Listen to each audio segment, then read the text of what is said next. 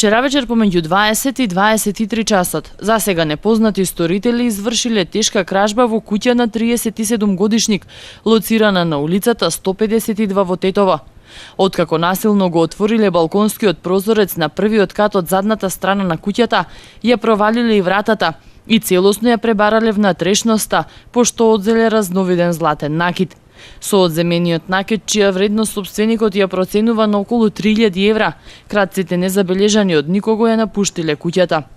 Извршен е комплетен увид, фотодокументирано е местото и се превземаат активности за откривање на сторителите. Според информациите на СВР, завчера вечер околу 22 часот полициски службеници на регионалниот пат Тетово-Јажинце во близина на Джепчиште забележале патничко возило Голф двојка со тетовски регистарски таблици, во кое се наоѓале 3 лица и со кое се превезувале трупци дрва.